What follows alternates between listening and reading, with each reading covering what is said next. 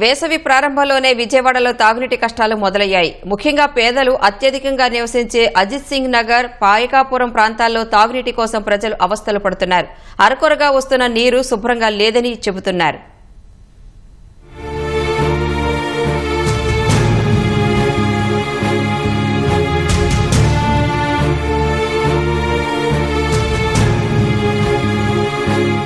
విజయవాడ శివారులోని 61, 62, 63, 64 డివిజన్లు వేసవిలో సమస్యాత్మక ప్రాంతాలుగా గుర్తింపు పొందాయి. ఇక్కడ 45,000 మందికి పైగా జనాభా ఉండగా 15,000 వరకు తాగునీటి కనెక్షన్లు ఉన్నాయి. వేసవి వచ్చిందంటే కండ్రిక, రాజీవ్ నగర్, వాంబే కాలనీ, ఉడా కాలనీల్లో నీటి ఎద్దడి ఏర్పడుతోంది. సరఫరా అవుతున్న తాగునీరు ఆకుపచ్చగా ఉందని, ఒక్కోసారి దుర్గంధం వస్తోందని వాపోతున్నారు. అపరిశుభ్రమైన నీరు తాగి అనారోగ్యాల బారిన పడుతున్నామని స్థానికులు ఆవేదన వ్యక్తం చేస్తున్నారు. ట్యాపులు ఒక రోజు అసలు నీళ్ళు సరిపోవు. రెండు ఫ్యామిలీస్ ఉంటామండి, కింద పైన సరిపోవాలిగా. మళ్ళీ ఏమో ఒక రోజు బాగా వస్తాయి నీట్గా, ఒక రోజు అసలు ఎర్రమట్టి కలిపినట్టు వస్తాయి. అవేమో తాగట్లేదు. మిల్ వాటర్ తాగుతున్నాం, కొనుక్కొని తాగుతున్నాం. అంత ముందు అయితే తాగేవాళ్ళం, తాగట్లేదు ఇప్పుడు.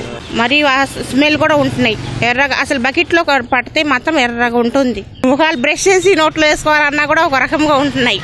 అవే వాడుతున్నాం. చప్పగా ఉంటున్నాయి నీళ్ళంతా, అసలు బుడద నీళ్లు, డైజర్ నుంచి నీళ్ళలాగా వస్తున్నాయి. ఒక్కోసారి వాసన కూడా వస్తుంది. తాగలేకపోతున్నాం, మేము జబ్బులు పడిపోతున్నాం. నా నీళ్ళు తాగుతా కూడా వేసవకాలంతో మరీ అసలు నీళ్ళు రావు.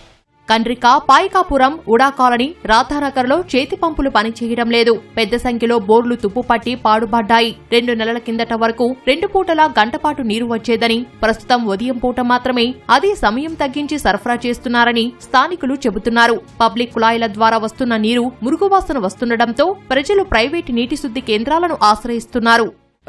నుంచి వరదలు ముందు నుంచి బాగోట్లేదు. అప్పుడు అడ్జస్ట్ చేసుకునే వాళ్ళం. వరదలు వచ్చిన కాడి నుంచి అసలు మరీ అసలు ఎర్రగా వస్తున్నాయి, బ్యాడ్ స్మెల్ వస్తున్నాయి. తాగాలనిపించట్లేదు. అసలు వంటకు కూడా ఇవే వాడుకుంటున్నాం. క్యాన్ వచ్చి 15 రూపాయలు తీసుకుంటున్నారు. అవే వేసుకుంటున్నాం. ఈ కుర్రోడు ఇంటికి వచ్చి వేస్తాడు.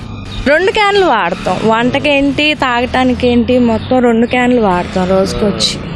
అవి స్నానాలు చేయాలన్నా, బ్రష్ చేయాలన్నా కూడా చాలా మాకే ఎలాగో అనిపిస్తుంది. కానీ తప్పట్లేదు.